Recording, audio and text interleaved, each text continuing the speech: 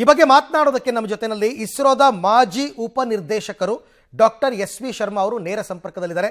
Sir ನಮಸ್ತೆ, ಅರವಿಂದ್ ಮಾತನಾಡ್ತಾ ಇದ್ದೀನಿ. ಕೇವಲ 17 ನಿಮಿಷಗಳು ಮಾತ್ರ ಬಾಕಿ ಇದೆ ಸರ್ ಫಾಲ್ಕನ್ 9 ನಭಕ್ಕೆ ಚಿಮ್ಮೋದಕ್ಕೆ. ಕೊನೆಯ 17 ನಿಮಿಷಗಳು ತುಂಬ ಕ್ರೂಷಿಯಲ್ ಅಂತ ಕೇಳ್ಪಟ್ಟೆ. ಅದ್ರ ಬಗ್ಗೆ ತಾವು ವಿವರಣೆಯನ್ನು ಕೊಡಬಹುದಾ ಅಂತ.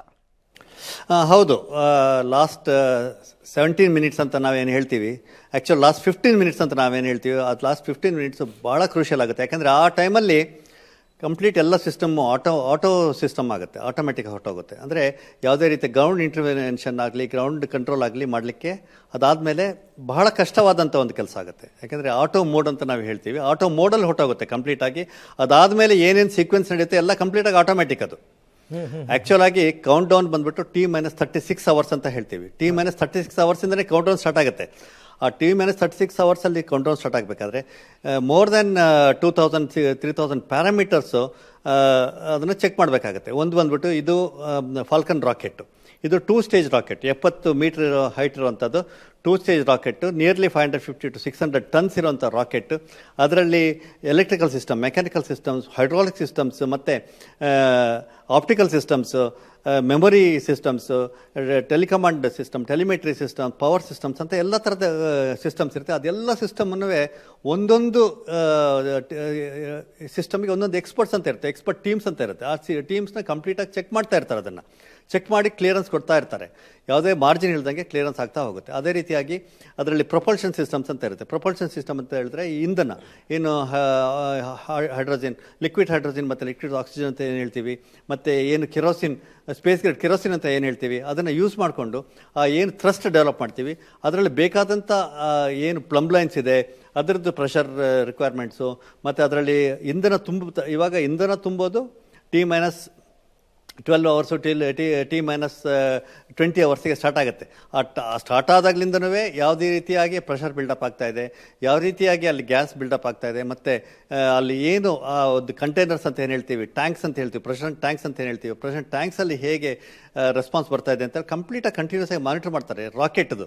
ಯಾಕೆಂದರೆ ರಾಕೆಟ್ ಇಂಪಾರ್ಟೆಂಟ್, ರಾಕೆಟ್ ಸಕ್ಸಸ್ಫುಲ್ಲಾಗಿ ಲಾಂಚ್ ಮಾಡಬೇಕು. ಅದೇ ರೀತಿಯಾಗಿ ನಾವು ಇದನ್ನು ಮಾಡ್ಯೂಲ್ ನೋಡಿದ್ರೆ, ಡ್ರ್ಯಾಗನ್ ಕ್ರೂ ಮಾಡ್ಯೂಲ್ ನೋಡಿದ್ರೆ ಅದು 9.9 ಮೀಟ್ರ್ ಕ್ಯೂಬ್, ಅಂದರೆ 9.9 ಮೀಟರ್ ಅಂತ ಹೇಳಿದ್ರೆ ಸುಮಾರಿಗೆ 1 ಮೀಟ್ರಿಗೆ 3.5 ಅಡಿ ಅಂತ ಹೇಳಿದ್ರೆ ನಿಯರ್ಲಿ 33 ಅಡಿ ಅಗಲ, 33 ಅಡಿ ಉದ್ದ, 33 ಅಡಿ ಹೈಟು, ಅಷ್ಟು ದೊಡ್ಡದಾಗಿರುವಂಥ ಒಂದು ಕ್ಯಾಬಿನ್ ಅದು.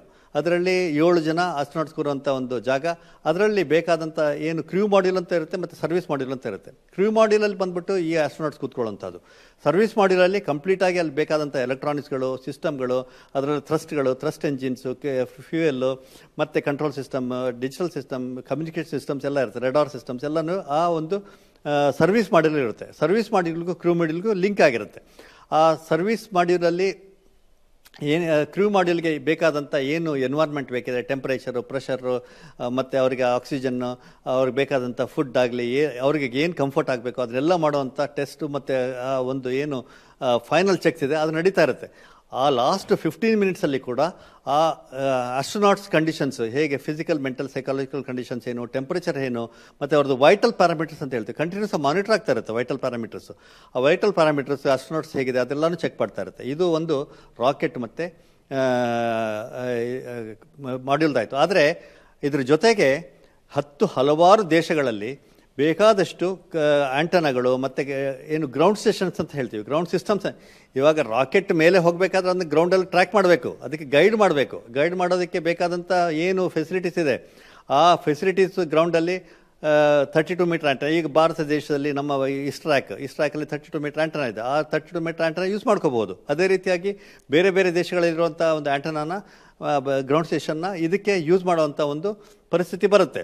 ಆ ಪರಿಸ್ಥಿತಿನಲ್ಲಿ ಆ ಒಂದು ಗ್ರೌಂಡ್ ಸ್ಟೇಷನ್ಗಳು ಪ್ರಿಪೇರ್ಡ್ನೆಸ್ ಹೇಗಿದೆ, ಅಲ್ಲಿ ಏನಾದರೂ ಇಶ್ಯೂಸ್ ಇದೆಯಾ, ಮತ್ತು ಅಲ್ಲಿ ಏನು ವಾತಾವರಣಗಳಿದೆ, ಮತ್ತು ವೆದರ್ ಕಂಡೀಷನ್ಸ್ ಗ್ರೌಂಡಲ್ಲಿ ಅಂದರೆ ಅರ್ಥಲ್ಲಿ ಏನಾದರೂ ಡಿಸ್ಟರ್ಬೆನ್ಸ್ ಇದೆಯಾ, ಅದು ಕೂಡ ಗ್ರೌಂಡ್ ಸ್ಟೇಷನ್ ಸಿಸ್ಟಮ್ ರೆಡಿನೆಸ್ ಅಂತ ಹೇಳ್ತೀವಿ. ಮತ್ತು ನೀವು ಕಂಟ್ರೋಲ್ ನೋಡ್ತಾ ಇರ್ಬೋದು, ಟಿ ವಿನಲ್ಲಿ ಬರ್ತಾ ಇದೆ ಇವಾಗ, ಅವರು ಇದನ್ನೆಲ್ಲ ತೋರಿಸ್ತಾ ಇದ್ದಾರೆ.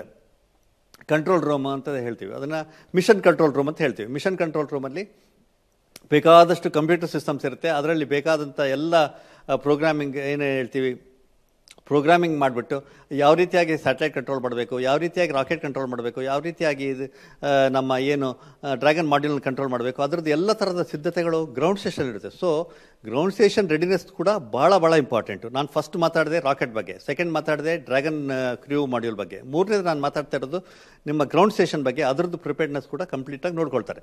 ಇದಾದಮೇಲೆ ಈ ಒಂದು ಏನು ನಾವು ಉಡಾವಣೆ ಮಾಡ್ತಾ ಇದ್ದೀವಿ, ಆ ಉಡಾವಣೆ ಮಾಡ್ತಾ ಇರೋ ಆಸ್ಟ್ರೋನಾಟ್ಸ್ ಬಂದ್ಬಿಟ್ಟು ISSಗೆ ಹೋಗಬೇಕು, ಇಂಟರ್ನ್ಯಾಷನಲ್ ಸ್ಪೇಸ್ ಸ್ಟೇಷನ್ಗೆ ಹೋಗಬೇಕು. ಆ ಸ್ಪೇಸ್ ಸ್ಟೇಷನ್ಗೆ ಹೋಗಬೇಕಾದ್ರೆ ಆ ಉಡಾವಣೆ ಸಮಯದಲ್ಲಿ ಹವಾಮಾನ ಹೇಗಿದೆ, ವೆದರ್ ಹೇಗಿದೆ, ಟೆಂಪ್ರೇಚರ್ ಹೇಗಿದೆ, ಪ್ರೆಷರ್ ಹೇಗಿದೆ, ವಿಂಡ್ ಡೈರೆಕ್ಷನ್ ಹೇಗಿದೆ, ಲೈಟ್ನಿಂಗ್ ಏನಾರು ಇದೆಯಾ, ಇದೆಲ್ಲನೂ ಚೆಕ್ ಮಾಡಬೇಕಾಗತ್ತೆ. ಉಡಾವಣೆಗಿನ ಮೊದಲು T-15 ಭಾಳ ಇಂಪಾರ್ಟೆಂಟ್. ವೆದರ್ ರೆಡಾರ್ಸ್ ಅಂತ ಇರುತ್ತೆ, ಆ ವೆದರ್ ರೆಡಾರ್ಸಿಂದ ಇನ್ಪುಟ್ಸ್ ಎಲ್ಲ ಬರ್ತಾ ಇರುತ್ತೆ. ಆ ರೀತಿಯಾಗಿ ಅದನ್ನು ಕೂಡ ಚೆಕ್ ಮಾಡಬೇಕಾಗುತ್ತೆ. ಅದೆಲ್ಲ ಚೆಕ್ ಮಾಡಿ ಎಲ್ಲ ಗ್ರೀನ್ ಬಂತು ಅಂತ ಇಟ್ಕೊಳ್ಳಿ. ಅದಾದಮೇಲೆ ಡೆಬ್ರಿಸ್ ಏನಾದ್ರು ಮೂವ್ ಆಗ್ತಾ ಇದೆ ಅಂತ ನೋಡ್ಬೇಕು. ಇವಾಗ ಬೇಕಾದಷ್ಟು ಸ್ಯಾಟಲೈಟ್ ಡೆಬ್ರಿಸ್ಗಳಿದೆ. ಡೆಬ್ರಿಸ್ ಅಂತ ಹೇಳಿದ್ರೆ ಬೇಡದೇ ಇರೋವಂಥ ಒಂದು ಏನು ವಸ್ತುಗಳು ತೇಲ್ತಾ ಇರುತ್ತೆ ಇದರಲ್ಲಿ ಸ್ಪೇಸಲ್ಲಿ, ಆ ತೇಲುವಂಥ ವಸ್ತುಗಳು ಯಾವುದನ್ನು ನಮ್ಮ ಲಾಂಚ್ಗೆ ಅಡೆತಡೆ ಮಾಡಬಾರ್ದು ಅನ್ನೋದು ಅದನ್ನು ಕೂಡ ಮಾನಿಟರ್ ಮಾಡೋಕ್ಕಾಗುತ್ತೆ. ಅದಕ್ಕೆ ಸ್ಪೇಸ್ ಅವೇರ್ನೆಸ್ ಅಂತ ಹೇಳ್ತೀವಿ, ಸ್ಪೇಸ್ ಸಿಚುವೇಷನ್ ಅವೇರ್ನೆಸ್ ಅಂತ, ಅಲ್ಲಿಂದ ಇನ್ಪುಟ್ಸ್ ಬರುತ್ತೆ. ಬೇಕಾದಷ್ಟು ಡಿಪಾರ್ಟ್ಮೆಂಟ್ಗಳು ಇದಕ್ಕೆ ಕೆಲಸ ಮಾಡುತ್ತೆ. ಆ ರೀತಿಯಾಗಿ ಇನ್ಪುಟ್ ತೊಗೊಂಡ್ಮೇಲೆ ISS ರೆಡಿನೆಸ್ ಕೂಡ ಒಂದು ಚೆಕ್ ಮಾಡ್ಬೋದು. ಇವಾಗ ನಾವು ನೋಡ್ತಾ ಇದ್ದೀವಿ, ಮೇನಲ್ಲಿ ಲಾಂಚ್ ಆಗಬೇಕಾಗಿದ್ದು 5 ಸರಿ ಪೋಸ್ಟ್ಪೋನ್ ಆಯಿತು ಅಂತ ಹೇಳಿದ್ವಿ. 5 ಸರಿ ಪೋಸ್ಟ್ಪೋನ್ ಆಗಿದ್ದ ಕಾರಣಗಳೇನೆಂದರೆ, ಒಂದು ಸರಿ ರಾಕೆಟಲ್ಲಿ ಎಲೆಕ್ಟ್ರಿಕಲ್ ಸಿಸ್ಟಮ್ಸ್ ಸರಿ ಇರಲಿಲ್ಲ, ಎರಡನೇ ಸರಿ ರಾಕೆಟಲ್ಲಿ ಇಂಧನದ ಏನೋ ಇಶ್ಯೂ ಆಯಿತು, ಮೂರನೇದಾಗಿ ಹವಾಮಾನದಲ್ಲಿ ವ್ಯತ್ಯಾಸ ಆಯಿತು, ನಾಲ್ಕನೇದಾಗಿ ಮತ್ತು ಇಂಪಾರ್ಟೆಂಟ್ ಆಗಿ ISS 1998 ಲಾಂಚ್ ಆಗಿರೋಂಥದ್ದು. ಇವಾಗಲೇ ಅದಕ್ಕೆ 2028ಗೆ ಅದಕ್ಕೆ ಅದು ಡಿಕಮಿಷನ್ ಮಾಡಬೇಕಂದ್ರೆ ಅದಕ್ಕೆ ಲೈಫ್ ಬಂದುಬಿಟ್ಟು 2028ವರೆಗೆ ಮಾತ್ರ. ಇನ್ನು ಇರೋದು 3 ವರ್ಷಗಳು, ಅಂದರೆ 25-26 ವರ್ಷಗಳ ಸರ್ವಿಸ್ ಮಾಡಿಬಿಟ್ಟಿದೆ. ಅದರಿಂದ ಅದ್ರ ಮೇಂಟೆನೆನ್ಸ್ ಮಾಡಬೇಕಾಗುತ್ತೆ, ಅದರಲ್ಲಿ ಲೀಕೇಜ್ ಇರುತ್ತೆ, ಅದರಲ್ಲಿ ಬೇಕಾದಂಥ ಒಂದು ಏನು ಸಿಸ್ಟಮ್ಗಳನ್ನ ಮೇಂಟೈನ್ ಮಾಡೋದು. ಹೀಗಾಗಿ ಅದರದ್ದು ಪ್ರಿಪೇರ್ಡ್ನೆಸ್ಸು ಮತ್ತು ಅದನ್ನು ಇಲ್ಲಿಂದ ಹೋಗಿರೋವಂಥ ಏನು ಮಾಡ್ಯೂಲ್ ಇದೆ ಅದನ್ನು ರಿಸೀವ್ ಮಾಡುವಂಥ ಕೆಪಾಸಿಟಿ ಅದಕ್ಕಿದೆಯಾ ಅಂತ ಕೂಡ ನೋಡಬೇಕಾಗತ್ತೆ. ಈ ಉಡಾವಣೆ ಮಾಡಬೇಕಾದ್ರೆ 40,000 km/h ಸ್ಪೀಡಲ್ಲಿ ಈ ರಾಕೆಟ್ ಉಡಾವಣೆ ಆಗುತ್ತೆ. ಇಜೆಕ್ಟ್ ಆಗಬೇಕಾದ್ರೆ 28,000 km ಸ್ಪೀಡಲ್ಲಿ ಡ್ರ್ಯಾಗನ್ ಮಾಡ್ಯೂಲು ಆರ್ಬಿಟ್ಗೆ ಬಿಡಲಾಗುತ್ತೆ. ಆ 28,000 km ISSಗೆ ಬರೋ ಹೊತ್ತಿಗೆ ಅದರ ಸ್ಪೀಡು ಆಲ್ಮೋಸ್ಟ್ 0 ಇರಬೇಕು, ಅದರದ್ದು ವೆಲಾಸಿಟಿ 0 ಆಗಬೇಕು, ಮತ್ತು ಅದರದ್ದು ಡೈರೆಕ್ಷನ್ ಏನಿದೆ ಅದೇನು ಮೇಟ್ ಆಗಬೇಕಂದ್ರೆ ಡಾಕಿಂಗ್ ಅಂತ ಹೇಳ್ತೀವಿ, ಡಾಕಿಂಗ್ ಆಗಬೇಕು. ಆ ಡಾಕಿಂಗ್ ಪೋರ್ಟ್ಗೆ ಅದು ಡೈರೆಕ್ಷನ್ ಸರಿಯಾಗಿ ಬರಬೇಕು. ಈ ರೀತಿಯಾಗಿ ಹಲವಾರು ರಿಕ್ವೈರ್ಮೆಂಟ್. ಅದೇನು ಅದಕ್ಕೋಸ್ಕರನೇ ನಾವು ಹೇಳೋದು ರಾಕೆಟ್ ಸೈನ್ಸ್ ಅಂತ ಹೇಳ್ಬಿಟ್ಟು ಹಲವಾರು ಕಂಡೀಷನ್ಸ್ ಮೀಟ್ ಆದ್ರೇನೆ ಅದು ಸಕ್ಸಸ್. ಬಹಳ ಚೆನ್ನಾಗಿ ಎಕ್ಸ್ಪ್ಲೈನ್ ಮಾಡಿದ್ರಿ. ಕೊನೆ 15 ನಿಮಿಷ ಹೇಗಿರುತ್ತೆ, ಯಾವ ಡಿಪಾರ್ಟ್ಮೆಂಟ್ ಹೇಗೆ ಅಂತ.